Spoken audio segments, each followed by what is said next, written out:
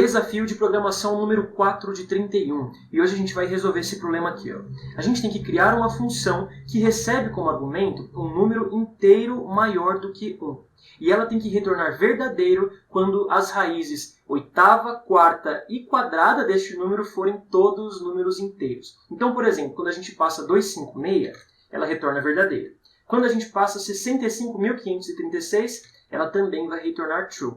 Mas quando a gente passa, por exemplo, 534, ela retorna falso porque essas condições não são satisfeitas. Então o desafio está aí na tela, e se você veio nesse vídeo apenas por causa do desafio, agora é hora de você pausar o vídeo, tentar resolver ele sozinho, mas depois volta aqui para ver a nossa resolução, porque no final eu vou te mostrar uma abordagem que você talvez não tenha pensado. Então vamos resolver esse problema. Eu vou começar definindo uma função chamada perfect_roots. E essa função vai receber apenas uma entrada que vai ser um número. Então eu vou escolher o nome n para representar esse parâmetro, o valor que a função vai receber na hora que ela for chamada. E aí a gente coloca 2 pontos aqui e Enter para iniciarmos o bloco da função. E aqui a gente define a lógica que vai resolver o nosso problema. Lembrando que esse nomezinho aqui, essa palavra especial def, é utilizada para o Python saber que nós estamos começando a definição de uma nova função. Bom, então qual que é a lógica? A gente precisa saber se este número aqui que a função recebe possui a raiz oitava, a quarta e a segunda inteiras. Só que o Python não tem um operador pronto, simples, para nós calcularmos a raiz enésima de algum número. Então a gente vai ter que usar um artifício da matemática para resolver esse problema. Vamos lembrar então, o que é a raiz de um número?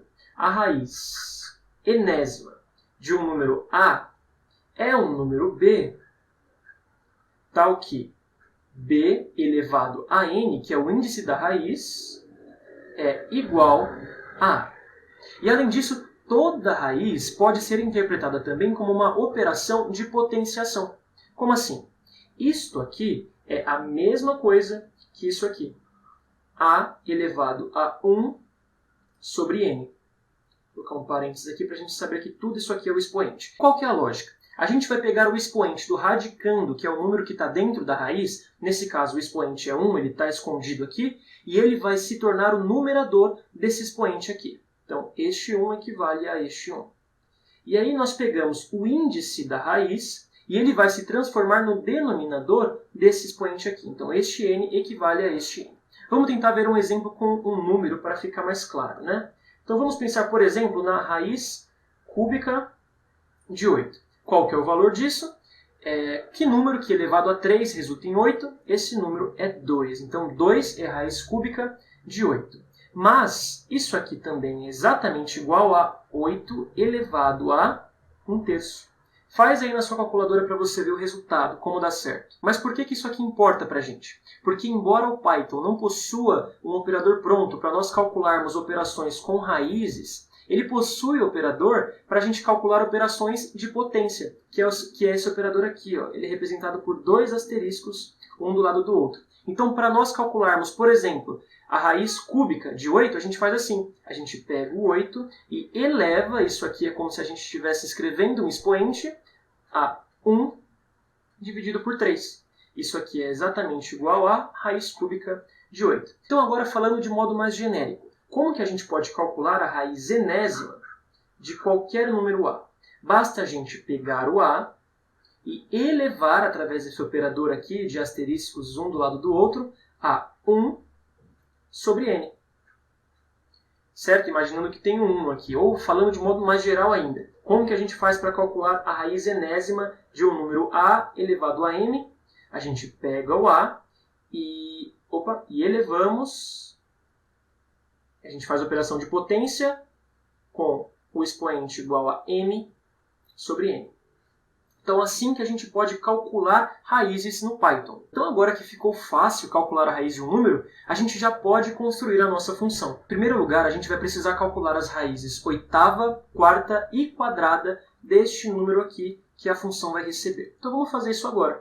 Para a gente calcular, a gente pega o n e elevamos a 1 sobre 8, vamos escrever 1 sobre 8 para calcularmos a raiz oitava.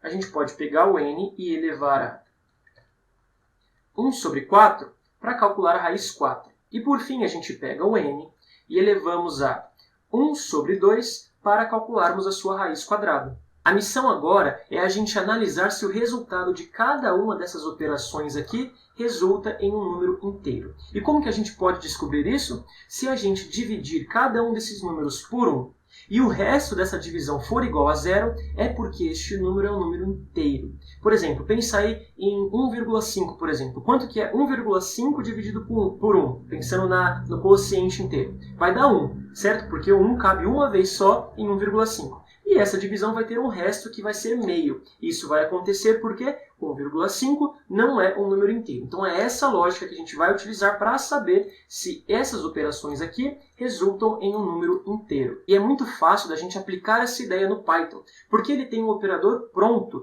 para a gente descobrir o resto da divisão de um número por outro, que é este operador aqui, ó. Ele é chamado de módulo. Então se a gente, por exemplo, passar aqui 23 e 5, essa operação vai retornar para nós o resto da divisão de 23 por 5. Então vamos fazer isso aqui em cima. A gente vai pegar esse valor aqui e descobrir o resto da divisão por 1. Vamos fazer isso com todas as operações. Então, mais uma vez, nós estamos analisando qual é o resto da divisão deste número aqui, que é a raiz do número por 1.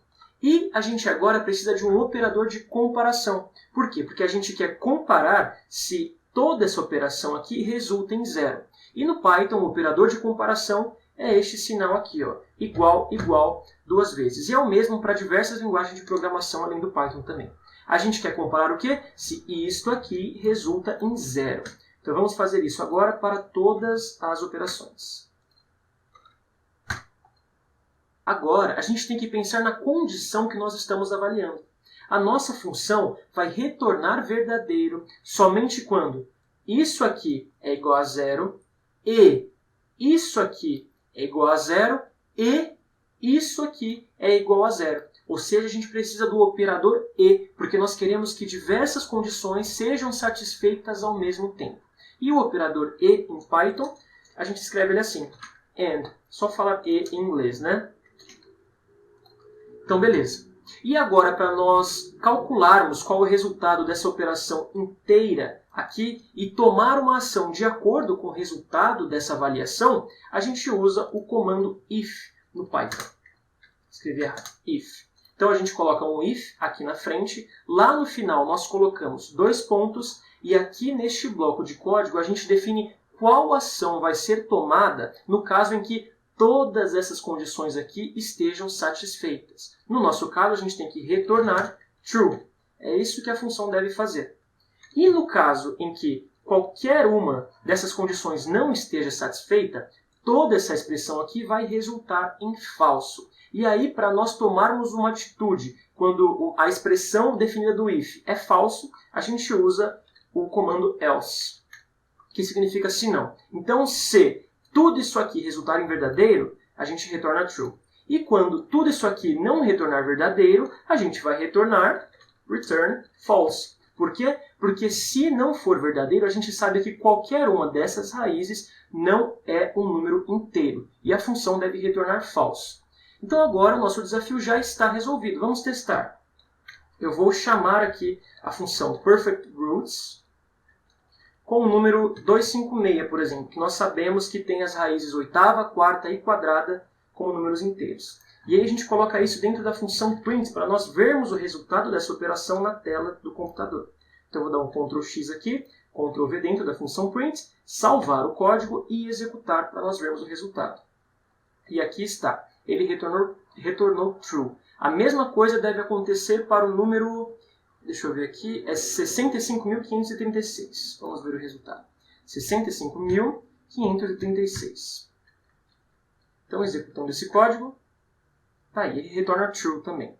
Mas no caso em que essas condições não forem verdadeiras, por exemplo, eu vou colocar um número aleatório aqui, este número aqui, e executar, a função deve retornar false. Então, beleza. A função está funcionando e o desafio está resolvido. Mas agora eu vou mostrar uma coisa muito interessante para vocês. Vamos pensar de novo na nossa função. Ela tem que retornar verdadeiro quando a raiz oitava do número n que ela recebe for um número inteiro, a raiz quarta a mesma coisa e a raiz quadrada, a mesma coisa.